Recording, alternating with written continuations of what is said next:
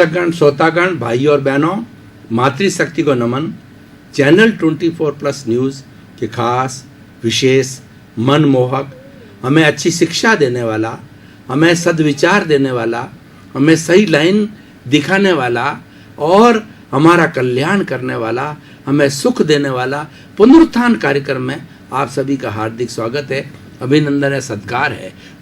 पुनरुत्थान कार्यक्रम में हम प्रतिदिन नए नए विषयों के साथ प्रवेश करते हैं और विषय ऐसे होते हैं जो कि व्यक्ति के जीवन से जुड़े होते हैं, स्वास्थ्य से जुड़े होते हैं, मानव कल्याण के लिए जुड़े होते हैं, सोसाइटी वेलफेयर के विषय होते हैं। इसी क्रम के अंदर एक आज वैश्विक विषय की हम बात करने जा रहे हैं। तो आज का विषय है कि संयम खलु जीवनम, संयम ही जीवन है। भाई और बहनों, दर्शकगण, श्रोतागण, आप मुझे कहो कि भारतीय संस्कृति में से एक सुंदर शब्द निकालिए जो कि पूरी भारतीयता का, भारतीय संस्कृति का प्रतिनिधित्व करता है, तो मैं एक शब्द उसमें से निकाल के आपको बताना चाहूँगा कि वह संयम शब्द है। संयम हितकारी शब्द है, ये सर्व कल्याणकारी है, ये सत्यम है, शिवम है, सुंदरम है। ये मनुष्य का ही नहीं, प्राणी मात्र का जो है वह कल्याण करने वाला है और प्राणी मात्र को सुख देने वाला होता है। संयम का अर्थ होता है संकोच करना, अनुशासन करना, नियंत्रण में रहना और अपनी सीमा में रहना। ऐसा कार्य नहीं करना जिसे किसी को कष्ट हो। तो इस तरीके से कितना ये ब्रॉड विषय है। मैं तो इस विषय के बारे में एक जो राय देना चाहूँगा कि वर्तमान के अंदर लगभग 210 देश जो है यूएनओ के सदस्य हैं और उन दोनों 10 देशों से मिलकर के ये सृष्टि बनी है, ये पृथ्वी बनी है और 7 अरब की जनसंख्या उसके अंदर निवास करती है। अगर ये सारे देश मिलकर के यूएनओ के अंदर एक जो है वह वर्ल्ड गवर्नमेंट बने, जिसके अंदर बड़े बड़े देश जो है उनकी पॉपुलेशन के आधार पर उनके सदस्य लिए जाए, कार्यकारिणी बनाई जाए, मिनिस्ट्री बनाई जाए और विश्व का जो एक प्रेसिडेंट बने, विश्व का एक प्रधानमंत्री बने और वो ऐसा कार्य करे जिसे कि पूरी 7 अरब की जनसंख्या को सुख मिले, शांति मिले, सुकून मिले, आनंद मिले और ऐसी गवर्नमेंट जो है अपना एक राष्ट्र धर्म बनाना चाहे, राज धर्म बनाना चाहे, तो वह धर्म हो सकता है संयमा खलु जीवनम, संयम ही जीवन है। इसके अंदर 84 लाख जीवा योनियों का भला छिपा हुआ है और ये निरपेक्ष है। ये किसी भी वर्ण, जाति, भाषा और किसी से भी लिंग से जुड़ा हुआ नहीं है और ये सर्व मानव कल्याण का है, ये मानव धर्म है। दूसरे शब्दों में बात करूं कि संयम खलु जीवनम, संयम ही जीवन है, ये मानव धर्म है। अगर हम एक फॉर्मूला बना लें कि जीवन के हर क्षेत्र में, खाने में, पीने में, उठने में, बैठने में, सोने में, काम करने में, हर जीवन के क्रियाकलाप के अंदर अगर हम संयम रखते हैं, अनुशासन रखते हैं, तो हमारा जीवन सफल होता है और हर व्यक्ति ऐसा अनुशासन का जीवन जीता है तो ये पूरी सृष्टि, ये पूरी मानव जाति, ये पूरा चराचर जगत, 84 लाख जीवा योनि जो है सुख को प्राप्त कर सकती है।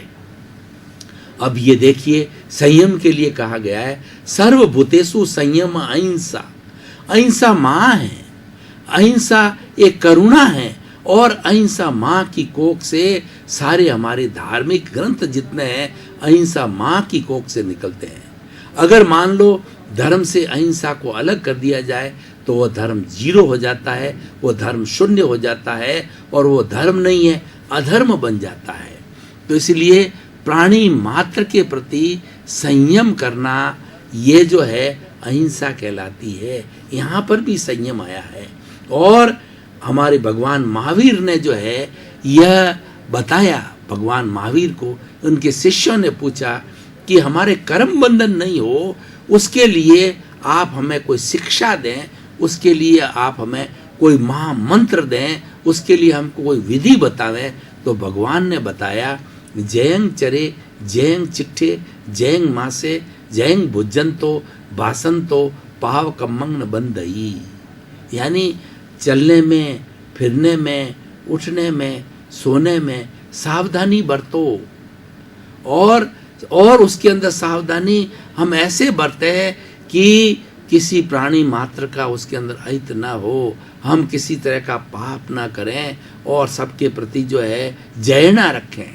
सावधानी पूर्वक जो है हम रखेंगे तो किसी को कोई तकलीफ नहीं हो रही। और इस प्रकार से जीवन जीने से कर्म का बंधन नहीं होता है, क्योंकि हमारी जो आत्मा है वह अनंत ज्ञान वाली है, अनंत दर्शन वाली है, अनंत शक्तिशाली है और अनंत सुख का भंडार है। लेकिन वह सुख का भंडार जो है वो मोक्ष प्राप्त, ब्लिस बोलते हैं, वो प्राप्त क्यों नहीं हो रहा है? क्योंकि ये कर्मों से आबद्ध है, इसलिए इसको बद्ध आत्मा कहा जाता है।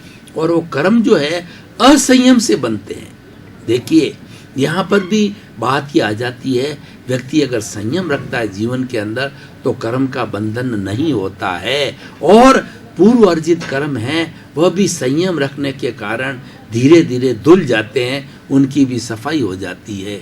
इसलिए भाई और बहनों, दर्शकगण, श्रोतागण, ऐसा सुंदर विषय है जिसके ऊपर घंटों घंटों तक चर्चा की जा सकती है। संयम रखने से, अपने आप पर नियंत्रण रखने से व्यक्ति की जो इंद्रियां हैं वह प्रतिसल्लीन हो जाती है, वो भीतर की ओर जाती है और बाहर जो विषय है उनको ज़्यादा नहीं पकड़ती है, और अपने भीतर जाने के कारण हर वक्त उसके मन में ये चिंतन रहता है कि मैं मन से, वचन से, शरीर से ऐसा कोई कार्य नहीं करूं। उसका चिंतन ऐसा बन जाता है कि मैं कोई कार्य ऐसा ना करूं कि जिससे किसी को दुख हो। वो ये सोचने लग जाता है संयमी व्यक्ति कि प्राप्त मन वचन काया से जगत के किसी भी प्राणी को किंचित मात्र भी दुख ना हो, दुख ना हो, दुख ना हो।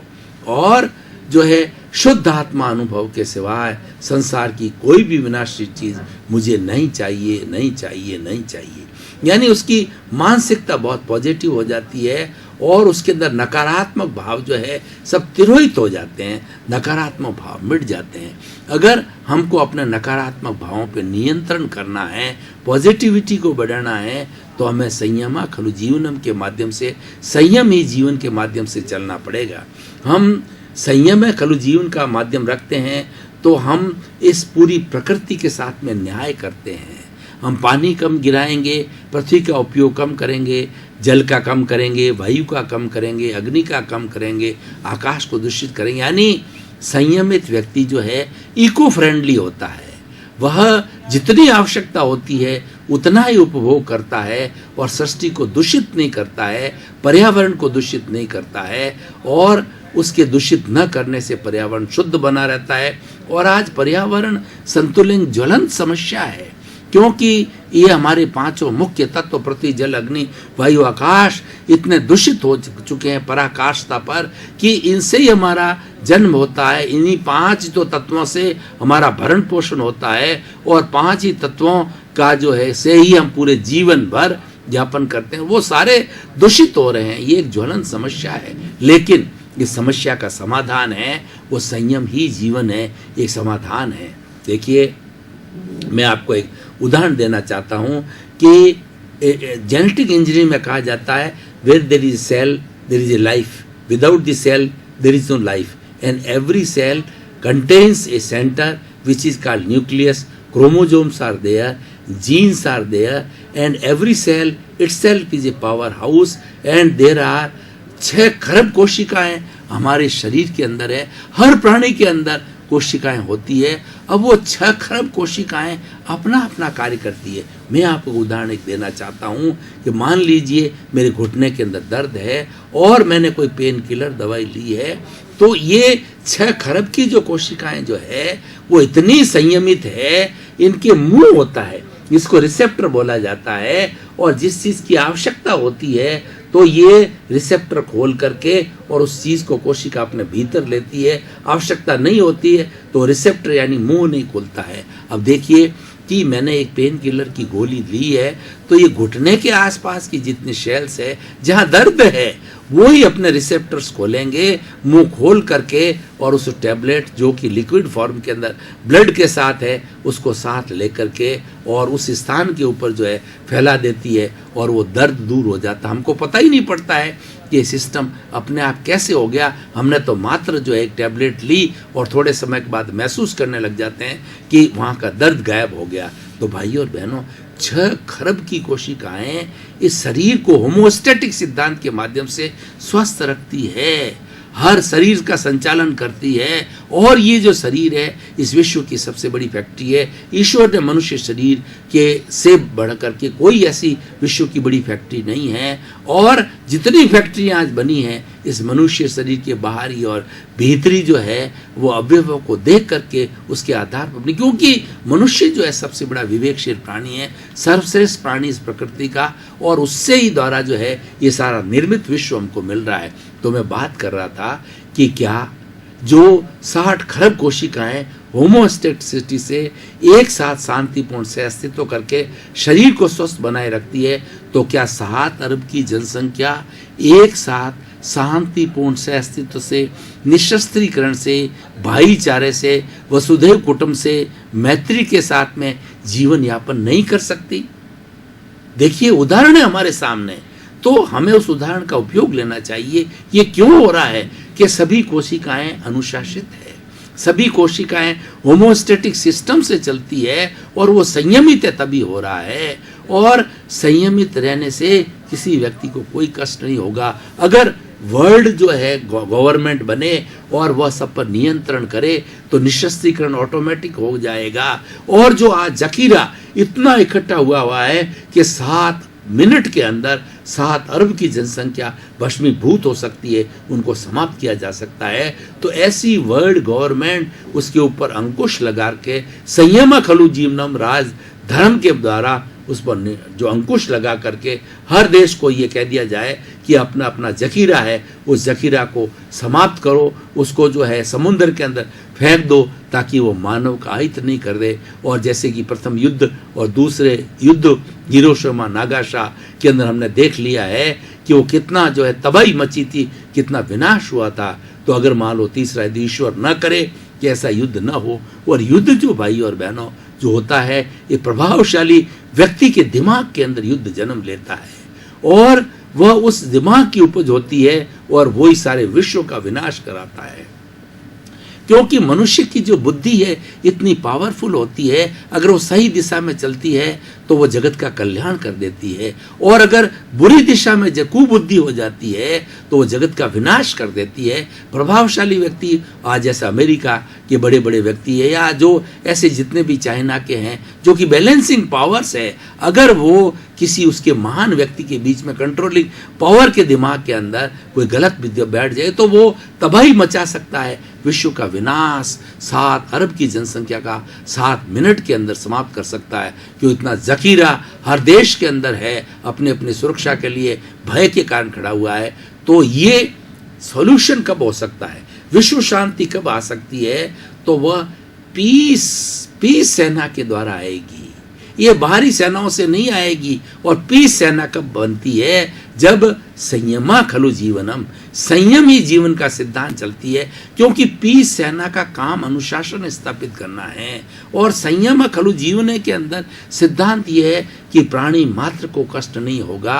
अगर हम संयम खलु जीवनम का फॉर्मूला किसी पर लागू करें कि हम हरे भरे वृक्ष नहीं काटेंगे और पर्यावरण शुद्धि का ध्यान रखेंगे और हमारे जो 5 तत्व है पृथ्वी जल अग्नि वायु आकाश इनको दूषित नहीं करेंगे, इसका हम अतिरिक्त दोहन नहीं करेंगे, इसका हम इतना ही उपयोग करेंगे जितना कि हमारे शरीर को और हमारे जो है वो परिवार को आवश्यकता होती है।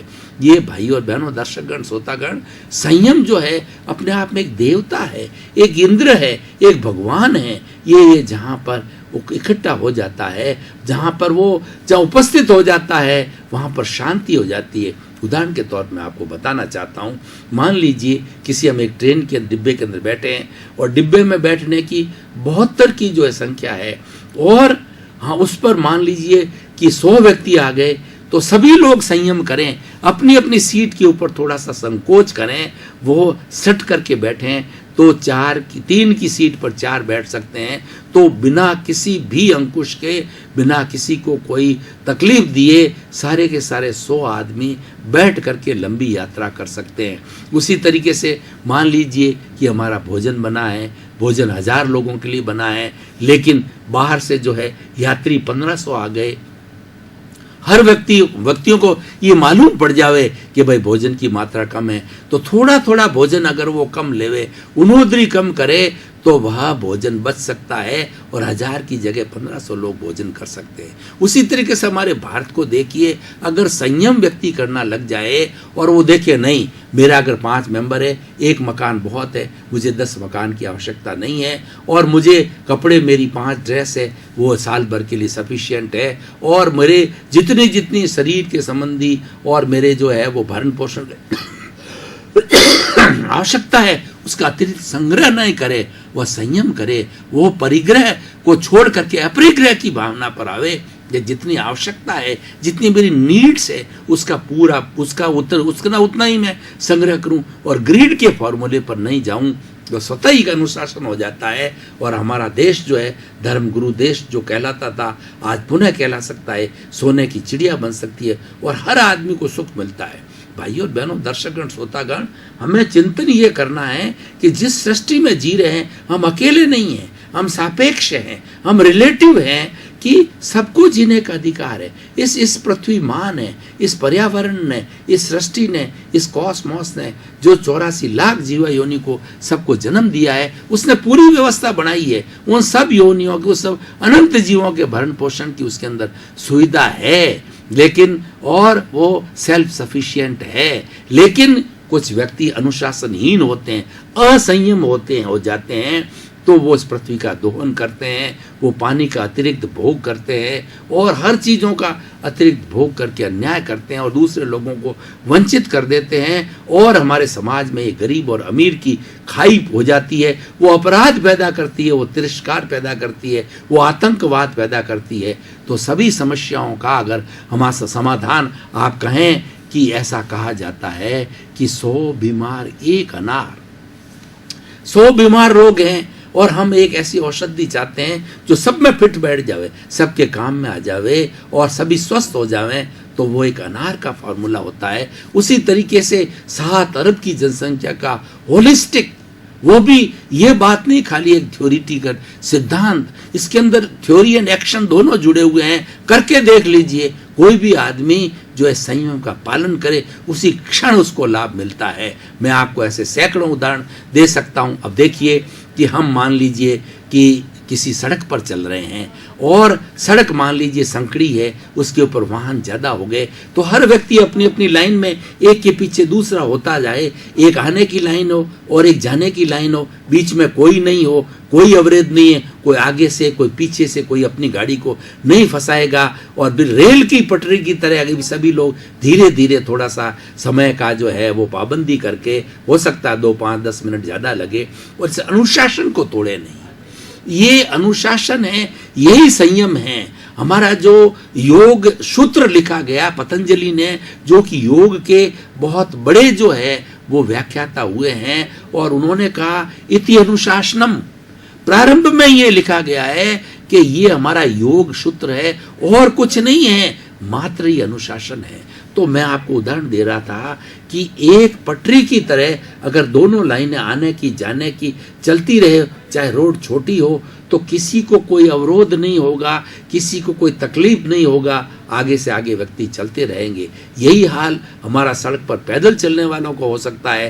पैदल चलने वाले एक लाइन से चलें, और देखिए बैंक के अंदर भीड़ ज़्यादा होती है, लेकिन सभी एक लाइन में स्ट्रेट खड़े हो जाएं। चाहे ट्रेन का टिकट लेने की बात हो, वहाँ संयम बरता जाए तो सभी को बारी आएगी। लेकिन होता क्या है कि आज के हम सिनेरियो को देखें कि व्यक्ति में टॉलरेंस पावर नहीं है, व्यक्ति में सहनशीलता नहीं है। हर एक व्यक्ति अपने आप का इगोस्टिक है, अहंकारी है, अपने आप को बड़ा समझता है।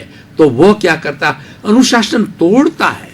देखिए, हियर लाइज द पॉइंट। अनुशासन तोड़ने का अर्थ होता है असंयम की ओर जाना, अनुशासन मानने का अर्थ होता है संयम की ओर जाना, और कुछ भी नहीं है। संयम एक अनुशासन है। भाई और बहनों, हम काफ़ी समय से जो है पुनरुत्थान कार्यक्रम को कई समय से देखते आ रहे हैं। आपके प्रति कृतज्ञता कि पुनरुत्थान कार्यक्रम आपके सहयोग के द्वारा, आपके द्वारा निरंतर जो है देखते रहने से ये उत्तरोत्तर प्रगति करता जा रहा है और इससे टॉक ऑफ द टाउन बना हुआ है। आज पूरे जोधपुर शहर में इसकी चर्चा है कि पुनरुत्थान कार्यक्रम में अच्छी अच्छी बातें बताई जाती है और पुनरुत्थान कार्यक्रम सभी लोग देखना पसंद करते हैं, क्योंकि पुनरुत्थान कार्यक्रम जो है गुणों की खान है। ये अमृत है और ये अमृत देती है, ये अमृत का झरना है, ये अजस्र स्रोत है, क्योंकि इसका जो उद्देश्य है वो जगत कल्याण का है। इसका उद्योग जय जगत का है, जय सच्चिदानंद का इसका फॉर्मूला है और ये सर्वोदय चाहता है, सबका हित चाहता है। सर्वे भवन्तु सुखिनः सर्वे भवन्तु निरामया। इसी क्रम में आपका जीवन आनंदमय हो, मंगलमय हो, प्रेममय हो, शांतिमय हो, धर्ममय हो। आप खूब अपना विकास करो, परिवार का विकास करो, समाज का कल्याण करो और समाज के अंदर सतायु होकर, दीर्घायु होकर परोपकार करते रहें। यही जीवन का सार है।